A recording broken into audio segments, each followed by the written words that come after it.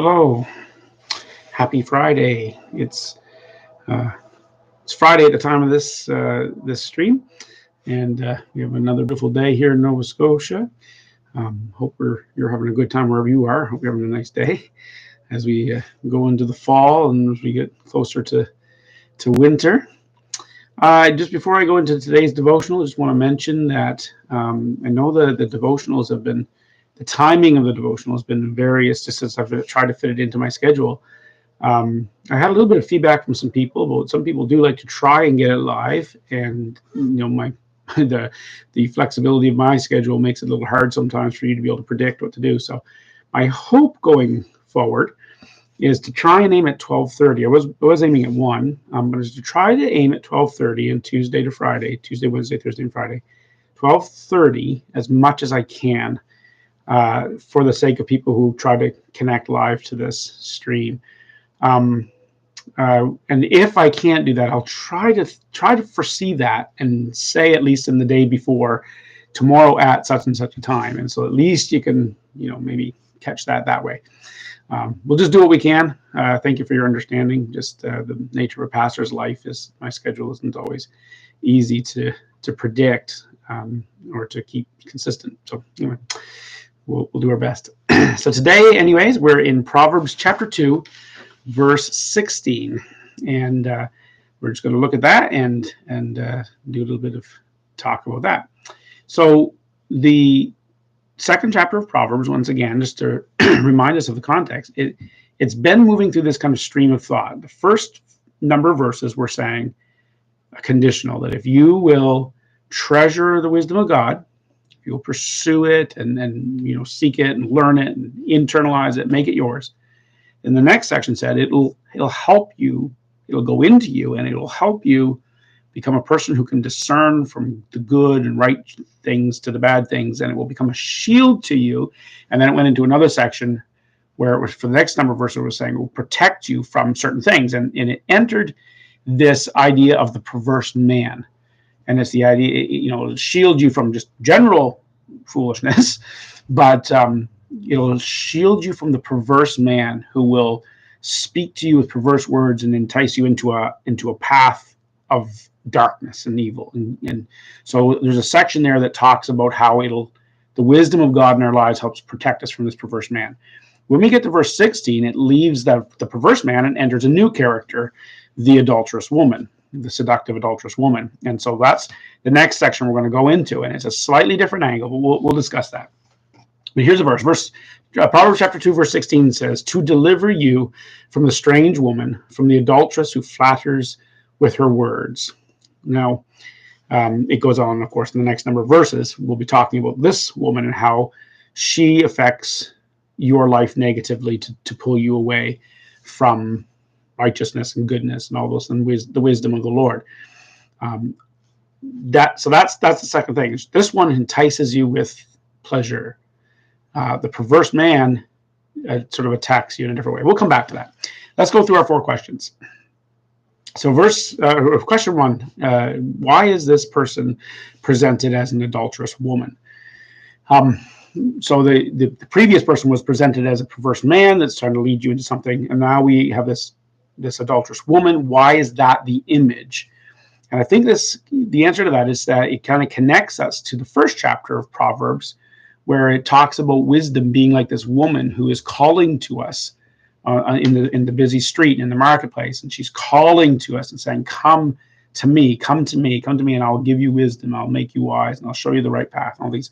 So we have wisdom presented in the first chapter as a woman calling to you, and that if we will embrace this woman, wisdom, we will have life.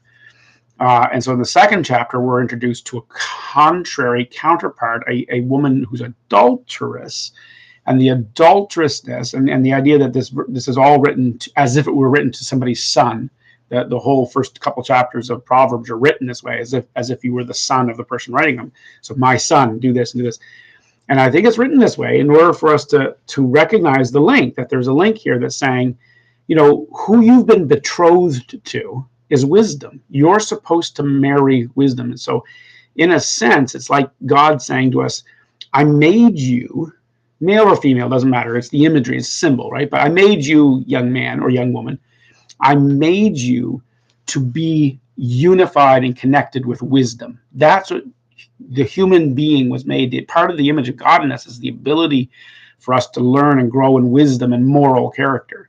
So it's like God says, I betrothed you to marry wisdom and to become one with wisdom and to grow in your understanding and grow in your moral character. And so the adulterous woman is presented as someone who comes and says to us, I'll give you an alternative. And she flatters us and tries to convince us, instead of being married to the one you're betrothed to, come and be unified with me, and it'll be and you'll feel better. You'll like this. Oh yeah. And so, there's this idea of the seductress or the temptress trying to draw you away from the one you're supposed to be with. And so that's why the image is given here. So question 2, what's the difference between this and the perverse man? So what's the contrast between the two personalities here, dangerous personalities that we're presented to? Well, if you think about the perverse man as someone who is trying to trick your mind, he's trying to convince you to think differently, and he wants you to follow a route that is not wise, that's devious and goes away from wisdom. And so it's like an attack on your mind and on your thinking. And the adulterous woman, on the other hand, comes and attacks in what we might say in our modern era, our hearts, right, our emotions. She flatters and seduces, and so she's trying to create a desire in you, whereas the perverse man is trying to change your thinking. She's trying to change your wanting, and so it's a little bit of a different angle, but it presents to us the two avenues that Satan often uses to try and lure us away from God. The one avenue of, what do you think is true? And so one of the things that Satan will do in our attack on our life and on our spiritual maturity is trying to convince us that certain things are true that are not true. It's the deception and the lies, the perverseness, right, of the speech, like to try and convince you that this is what's really right and this is what you really should do and this is what you should think, but it's all perverse and wrong. And so it's an attack on our thinking of what is true, whereas the adulterous woman represents the other tactic that Satan often uses is of, what do you think is important? Right? What do you feel? What are you driven by? What do you want in life? And so he'll often attack our godliness and our moral character by saying, wouldn't it be nice if you had this? And he creates and entices and seduces us through our emotion and our desires. And so that's why there's two things. That's the difference between the two. They're both represented here in chapter 2 of Proverbs. So question 3, is there any teaching about actual adultery in this next section of this book? Or is it all just symbolic? And so what I would say to that is, it is primarily symbolic. It is meant to teach us about our journey to wisdom and maturity, spiritual maturity and moral character. So that's the primary purpose. The adulteress in the end part of chapter 2 is primarily about that. But it's very helpful even in the discussions of marital faithfulness, because that's the symbol. The symbol is, how it is in marriages that fall apart because of infidelity and how the adulteress works. It's like that. And so in the using it as a symbol, it actually is also instructive of what we should be careful about in the whole actual world of marital unfaithfulness. And so there's something to learn there both ways. But primarily, it's a symbol about our journey toward God's wisdom and God's moral character. And so we should take it primarily that way, but we certainly can learn things about adultery and what to be careful about in that respect as well from these verses. So question 4, our final question for today is, why do people fall for flattery? Why is this something that happens to us as human beings? Like men obviously fall into adultery because of flattery. It's a thing that happens to them, and that's a thing. But why is it as human beings as a whole? Why is it that we fall for this? Whether it be Satan or salesmen. Why? Not to make too much of a link there, but anyway. Why is it that we fall for flattery so much? And ultimately, it's because, we're all kind of egocentric. We're kind of born egocentric. And by that, I mean self-centered, right? we all kind of come into this world as babies, as infants, only able to think about our current state of affairs. And so we naturally think about ourselves. And it's as we grow, physically and mentally and emotionally and spiritually, it's as we grow, we learn how to suppress the selfish tendency within ourselves.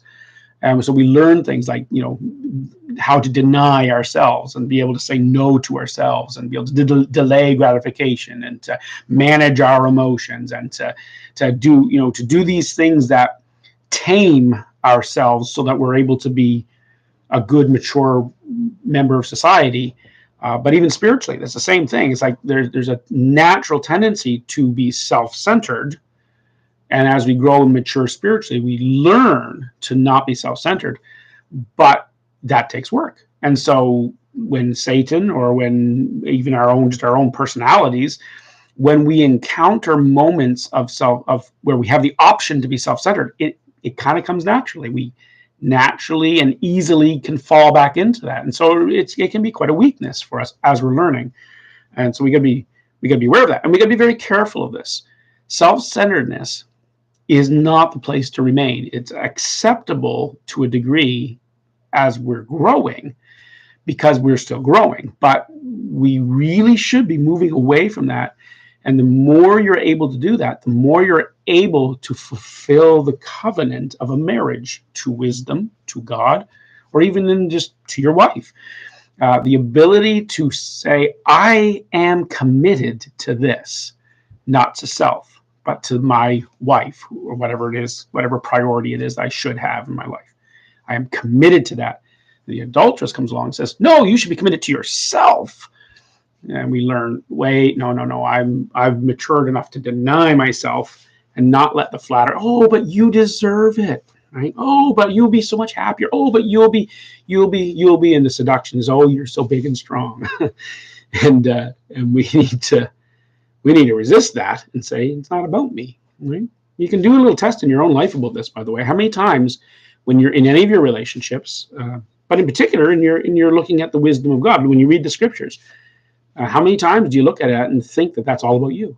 Right? Like when you think about your relationship with God, do you think it is primarily about how much God loves you? Or is it primarily about how much you're supposed to love God?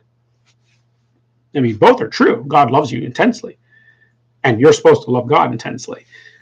Which do you think is the center of it all? Do you think that the whole Bible was written to help you have a better life? Or do you think that the whole Bible was written to show you how to submit to God so that he's glorified?